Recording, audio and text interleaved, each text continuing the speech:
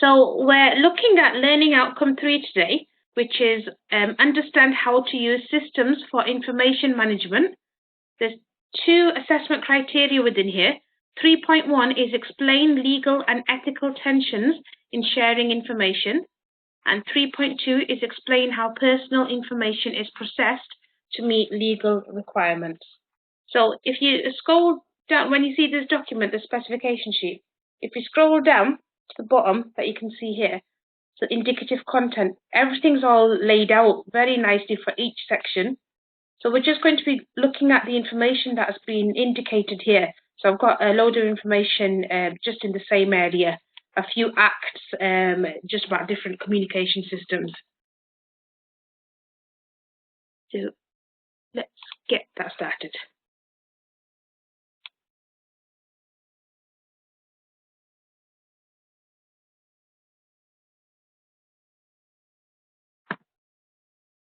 So 3.1 is explain legal and ethical tensions in sharing information. So this is just about how we share information, what we're allowed to do, how we're meant to do it, and if there's any ethical issues that might come across from it. So as a health worker, as somebody who is within a branch of healthcare, doesn't matter which setting you're in, you're going to come across a lot of information, and it's going to be on a daily basis. So this information can either be told to you verbally, where someone's telling you about how they're feeling, or they might disclose something that might concern you. It might be a safeguarding issue, or it could even be as simple as somebody giving you their name and address and the telephone number. So you're getting a lot of information from people. So information can be shared between clinician to clinician, so worker to worker, can be between a patient and a worker. It can be between a staff member and family members. And then it can also be within your own organization where you are. So anybody that's working within the organization, nurses, doctors, care workers, support workers, volunteers, between them and anybody from an agency that's outside of your setting. So that'll be people like the police, it might be the school, it might be a GP, it might be a social worker. So just anyone that has an interest and you're speaking to them about a particular person.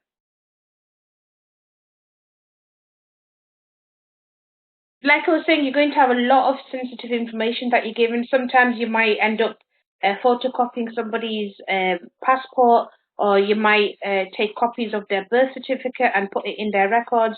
So you're going to have a lot of that come to you. So you're going to need to note these down, and also or photocopy them or put them in a safe place. But sometimes you might need to pass information on to an authorized person. So, for example, what will happen is if somebody comes to see you and that person is going to be discharged soon, and they say to you, I can't go back to where I've been living. There's a lot of, it's a bad environment for you. I'm worried that a certain person might hurt me, or there's some drug use going on, or I think that I might go into, I might have to resort to crime or something. You can actually share these information in certain situations. So we'll come on to that in a minute. That's because obviously you're going to help that person. That's yes. information that needs to be. And I know everything's confidential, but there's certain things that you have to say to 100%. people because that person might be at risk. Exactly. And that's the heart of it. I mean, there are ethical issues behind it where you say, right, yeah, this is confidential. I shouldn't speak to someone about this.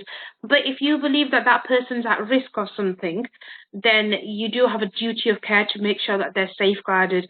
So as long as you're not running around telling everybody and you just tell the right people, then you're making sure that you're covered ethically and also to help make sure that you're reducing risks for that person. Yeah. So when you're working, you've got a lot of systems that are set in place to record data. So you might have password protected databases. So that means if I come in one day, I'm temping within your workplace, I might just be there as a temp. I can't, if I've not got a password, I can't just log onto the computers and access everyone's information. I'll have to get somebody else to do it for me, or ask somebody for information. It saves me going and nosing about and just passing things on. You'd have locked filing cabinets with only certain members of staff, so maybe the admin staff having access to those. You have shredders, so within a school, at the end of every school year, because I'm education based, every school year we had to shred certain documents. Now these documents would be test papers that had anything that had a student's name on it. We would rip that page off. Everything else could go into the bin, but that particular student number, student name, any sort of personal detail, we'd have to put it into a shredder. So we'd shred those paperwork with personal information on it, but not just shred it and chuck it in a bin. We'd actually have special waste bags that said, they were like white bin bags that said confidential waste on top of it. So they'd get shredded and then they'd get disposed into that, and then they'd get taken and incinerated elsewhere. So that's how seriously this was taken. Yeah. Because sometimes when you're at home, you'll just rip your information off something and chuck it in the recycling, won't you? But not with you. I do it when I get trainers sent and stuff. It's got my name and address on it, and I always get rebuked saying, "Lee, take that off." I'm not bothered. I just throw it in the bin. Oh no, but you shouldn't do that, because people do rifle through the paper bins now, and they do take your letters and stuff out for fraud. So it's happened a lot, by the way. I've even seen people going through people's bins. It's not.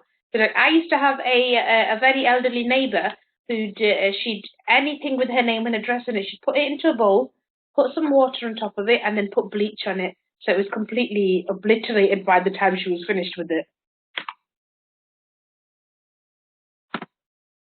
So, like we were talking about before, when we have to give information out, I mean, how you fantastically put it, if you're putting someone at risk, we've got a duty of care to look after them.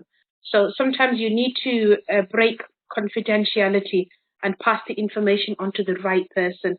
So depending on what that issue is, if you're within the work and you're volunteering, or you're there, just you're helping out, you're working there, the first port of call should be going to the safeguarding team. So every organisation, I'm pretty sure you'll have a safeguarding team within where you are as well, won't you? Yeah. Yeah. So your first port of call is to go onto the safeguarding team, and then from there the safeguarding team will take action, and then they'll speak to everyone else for you.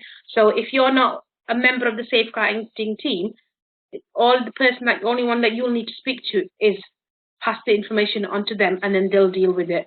But authorised people can be social workers, they can be senior members of staff, obviously the safeguarding team, the police. In some cases, it might be some members of the school system or the college system. If there's a young person who attends college within the centre that you're at, then you might need to pass in information to the safeguarding team there. So it's not just you coming and saying to me, "Oh, Asha, did you hear this? I think he's going to be in a lot of trouble. We need to do something." I'm not in the position where I could help you. You need to go to the right person. So that's how you overcome it. Yeah. So as long as you're speaking to the correct people, you're not breaking anything ethically. And then within the information sharing, you're going to have shared communication systems, you're going to have shared databases, but all of these will be password protected. And they will also be protected in a way that you can only access certain things. So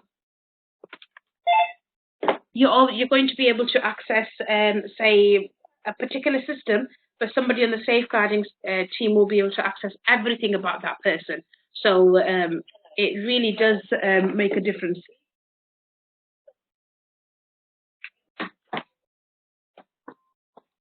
Then we've got records that promote consistency as well in care. So things like patient notes, just to make sure that you're filling everything in that needs to be filled in.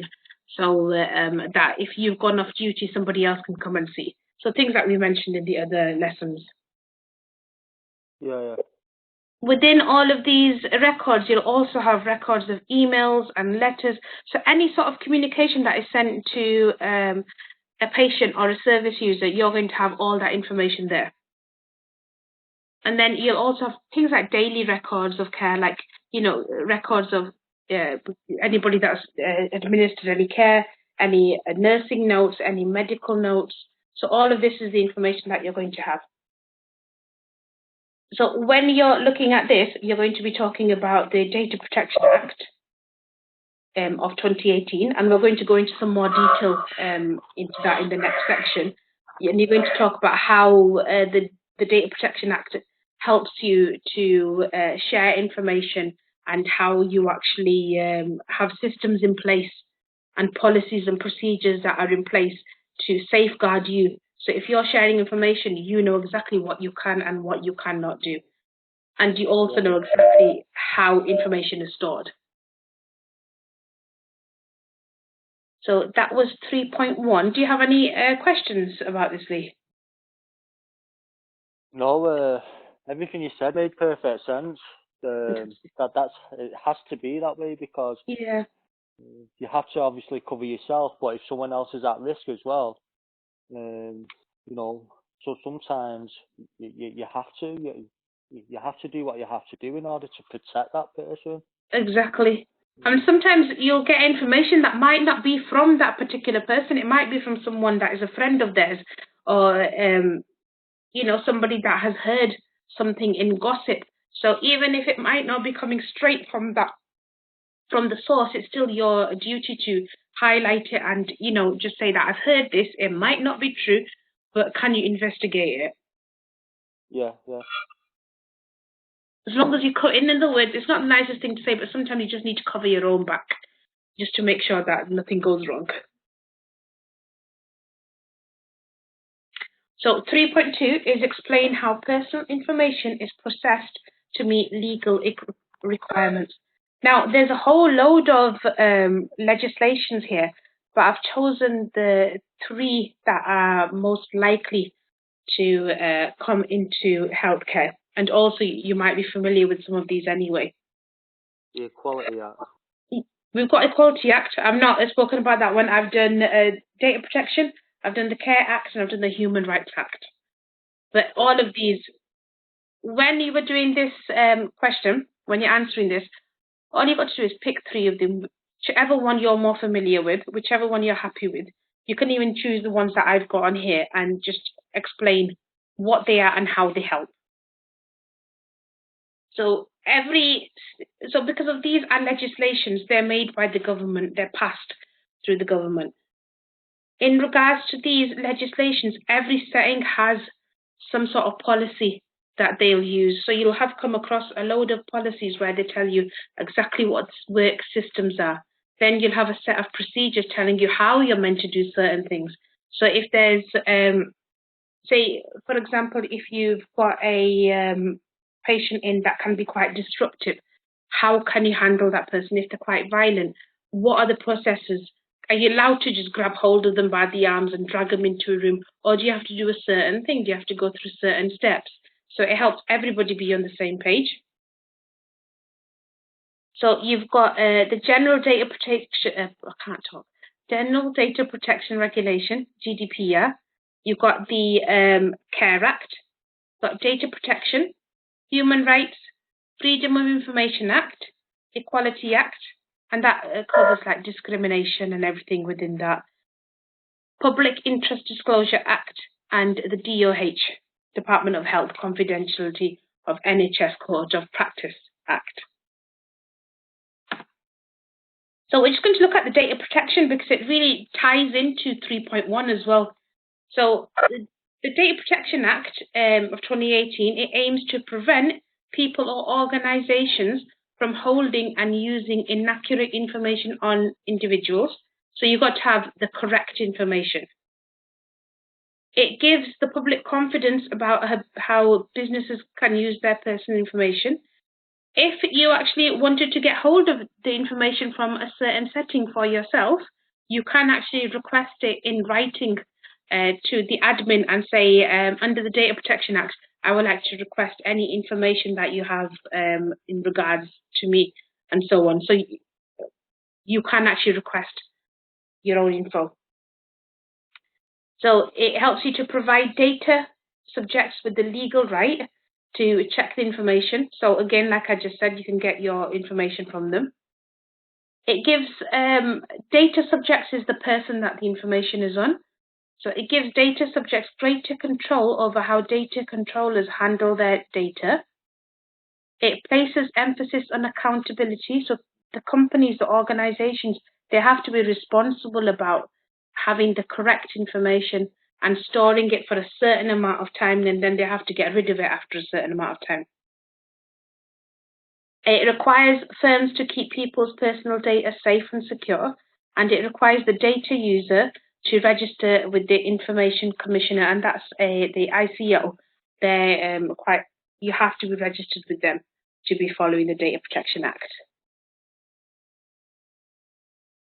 Then we've got the CARE Act. Now this is labelled as 2014. That's when it was passed, but it didn't come into effect until 2015. And it represents the most significant reform of care and support in more than 60 years. So it puts people and the carers in control of their support. So this act is it's a combination of different legislations. Now, before this act came about, there were lots of legislations dotted around, but nothing actually looked at the care itself. It never looked at the patient being in charge of their care, so being in control of their care. This is where the term person-centered care comes into it as well. Because you've got a right as, for example, if you were a patient, you've got a right to ask, what is this medication that I'm being given? What are we talking about, Ryan? Can you explain clearly? You've got a right to follow that treatment plan, and you've also got a right to say, no, I don't 100% agree with this. I don't understand why you're doing this. So I feel this might be a better approach for me. Can we explore a different way? So it helps you be more in control. So we've got a little diagram over here. So the CARE Act is a primary legislation, and it sets out legal duties and powers. So there's actually a secondary legislation consultation happening at the moment, and it's just about what regulations can be set within the CARE Act. They're in the process of setting statutory guidance, and it's already been set on a lot of parts on how to meet legal obligations in the bill. And it also sets out the expectations of the local authorities, so it lets them know exactly what should be expected and what they need to do. And they're also developing a practice guidance, so things that will help organizations refer to and follow.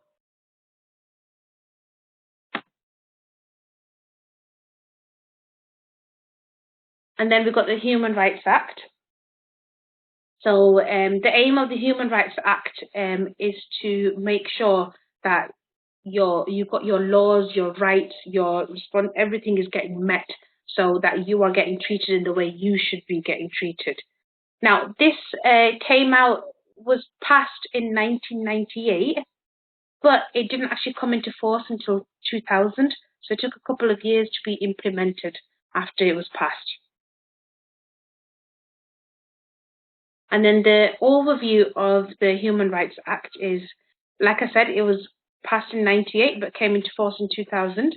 It's been incorporated into the European Convention on Human Rights into the UK law. So you might have seen human rights in a lot of aspects where it's about you having the right to a safe environment, you having the right to an education. You know, what sort of rights do you have, as in where you live, how you eat, how you're treated. So it really embodies a whole load of rights within that. So there to protect your liberties. You know, it's there to make sure that you're getting treated right, that you're getting treated fairly, and that if there is an issue, you can take it up with the Human Rights Convention, and you can say, I have not been treated right. I have been, you know, my needs have not been met. I've not had, they've not followed the act correctly. So it does really help you to go to someone and say that I need some help over here. So they've not had anything new coming for a while now, but it's made it more accessible to people that are within the UK, so they can actually address British courts. Like I'm saying, if there's a certain thing that's not been done, if your rights have not been met, if you've been denied the right to an education or a safe place to live, you can actually take this up with the British courts.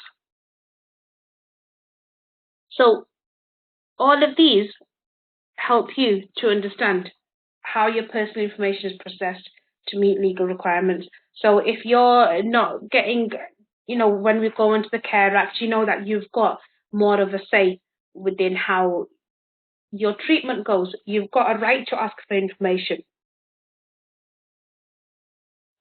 So it really... It makes perfect sense, because, like, who are we, or who is anybody to dictate how someone should live their life? You know what I mean? How someone should, you know, if they're struggling or they're in need, you know, it doesn't mean that they're incapable of fulfilling their life. You know, they have a right to be in control of their life. Exactly. So we're there to help. No, you're exactly right. I mean, when you think of it, there's so many different types of people in this world now. There's so many different thoughts and beliefs of people. So something that I think is fine for me, somebody else might think, oh no, that's weird. Why does she do that? I mean, there's people that will do extreme sport and they'll jump off cliffs. They'll probably come down and they'll have a few broken bones, or they'll put themselves in danger. But that somehow is socially acceptable. But then when you get somebody who may be, you know, have lung cancer, but they can't stop smoking, and then people think that it's okay, it's all right to judge them, but they're putting themselves at risk. But so are the extreme sports people that are putting themselves at risk. So, like you're saying, it's right. We don't have a right to judge. We're there to help them. So all of this information, all of these legal, these legislations that are in place are there to, you know, put a guideline on organizations. So you can't just say, oh, they did this themselves, I'm not going to help them. It doesn't matter whatever happens. You have that duty of care. You have to make sure that you're following the Human Rights Act to make sure that you are giving them the treatment they deserve. You know, that you're not just being discriminative towards them and saying, oh, I'm not going to help them because they're going to do this again anyway. So it does, yeah. I always end up going off a tangent. I'm sorry. That's okay. So yeah, that was 3.2. So we've looked at the ethical issues with information sharing. We looked at how we store it and how this is protected, and who we can share it with, and when we can share it. Looked at legislation, so the Care Act, the Human Rights Act, and the Data Protection. But again, things like the Equality Act, the Freedom of Information Act, they all come within this as well. So that's it for that. Do you have any questions, Leo? Would you like to add anything in? No. Again, you explained everything good, and what you said makes perfect sense. But I'm gonna look into it more, and I probably won't pick what you picked. Yeah. I like to do. It's like my diagrams. I've got a thing. So you know when you put like diagrams in for the PowerPoint, I've got a thing where you can just put the outline on. So it'll be like a spider graph, or it'll be a hierarchy graph, or that's good. a pyramid graph. And I just type my own stuff in it, so then it's my own work then, rather than copying or printing. And you've got a nice template already set out. That'll be good, yeah. Yeah. No, that's fantastic. I'm just going to turn the recording off now.